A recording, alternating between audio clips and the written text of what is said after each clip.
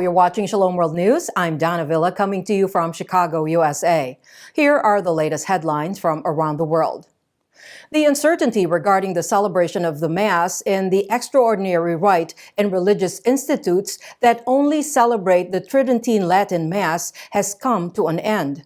The Holy Father, Pope Francis, issued a decree on February 11 exempting priests from the Priestly Society of St. Peter, or FSSP, for the provisions of the Motu Proprio Traditionis Custodis that imposes severe curbs on the celebration of the Old Latin Mass.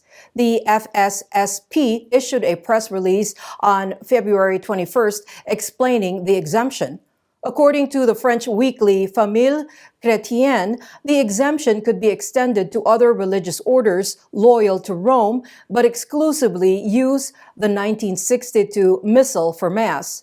The uncertainty was resolved after the Holy Father granted a private audience to Abbot Benedict Paul Joseph, the superior of the FSSP's French district, and Father Vincent Ribeton, rector of St. Peter's Seminary in Wigrechtsbad in Germany, where 90 young men are studying for the priesthood. In the U.S. state of South Carolina, the Senate is advancing a bill that will allow all churches and the faithful for services, even if there is a pandemic or any other emergency.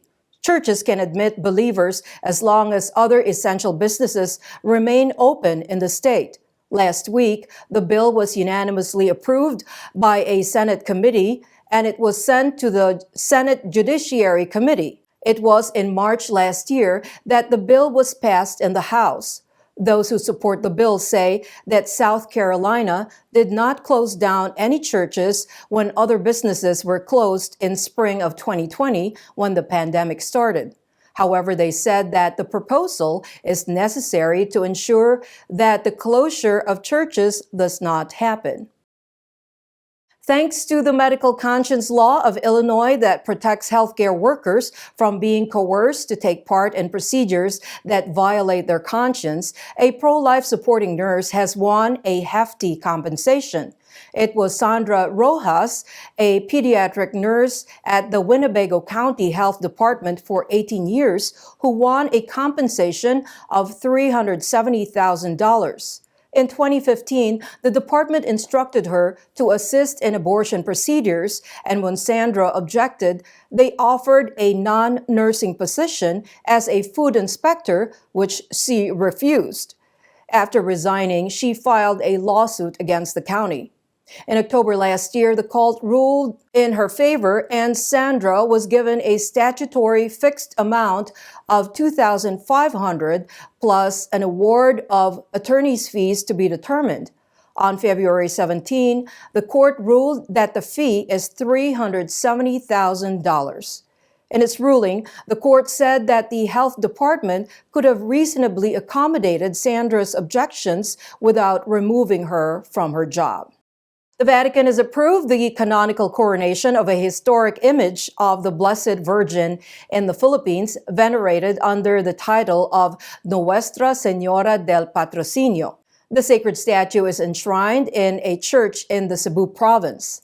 On February 13th, the parish reported that the Vatican Congregation of Divine Worship and Discipline of the Sacraments had issued a decree granting pontifical crowning. In its more than ancient form, the figure was known as Patrocinio de Maria Santissima, or patronage of the Most Holy Mary, according to archives.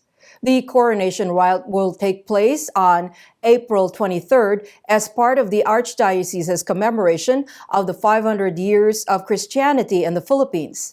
The petition for the canonical coronation was initiated in June 2021, nearly 7 months after the Cebu Archdiocese granted the image episcopal coronation in November 2020.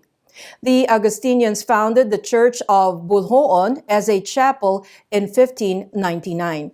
It became a parish in 1690, where the sacred image had been venerated there for 4 centuries. Finnish Christian Member of Parliament Päivi Räsänen, who is facing prosecution for her Bible-based comments on homosexuality and morality, has exhorted believers to boldly express their faith in public. She spoke at the General Assembly of the Spanish Evangelical Alliance held in Córdoba, Spain. During the event held to discuss freedom of speech in Europe, the Finnish MP gave her testimony and exhorted Christians to have courage as they give witness to the faith. The former Interior Minister and chair of the Christian Democratic Party parliamentary group, Räsänen, is charged with inciting hatred against homosexuals. She said that the situation has become so bad that defending the traditional marriage and pointing out the sinfulness of homosexuality have become politically incorrect. She also condemned the trend of giving new interpretations to concepts like love, freedom, and equality. Räsänen also decried the secularization of Finland, where only 4% of women believe in Jesus.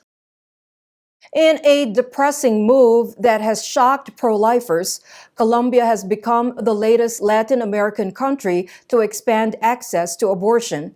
On Monday, February 21st, the Constitutional Court voted in favor of decriminalizing abortion up to the 24th week of pregnancy. In 2006, a Colombian court ruling had partially legalized abortion, allowing it in circumstances of rape, fetal deformities, and if the mother's health is at risk, with no time constraints. Under the new verdict approved by 5 out of 9 judges, women would not be punished for obtaining abortions for up to 24 weeks of pregnancy.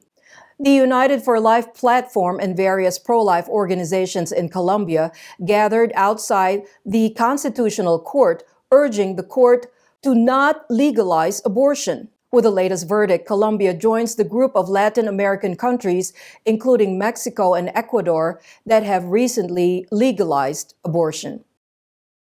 The Catholic faithful of the Apostolic Prefecture of Xinjiang in China are praying for the release of their bishop, Monsignor Zhang Weizhu. February 21st marked 9 months of the illegal detention of the Catholic bishop, who has been branded a criminal by the communist authorities as he is loyal to Rome. On May 20, 2021, more than 100 policemen from Hope province raided a small factory where a clandestine seminary was functioning and arrested priests, students, and teachers. The following day, Bishop Weizhu was arrested. While the seminarians were released after a few days on the condition of discontinuing their theology classes, the priests were made to attend a few political sessions before being released. But the 63-year-old bishop, who underwent surgery for cancer before his arrest, remains imprisoned in an unknown location. Furthermore, as the Chinese government has not officially recognized the Apostolic Prefecture of Xinjiang, all the activities of priests, seminarians, and faithful are deemed illegal and criminal. And those are your latest headlines. Do join us tomorrow. In the meantime, you can visit swnews.org for more updates. Shalom.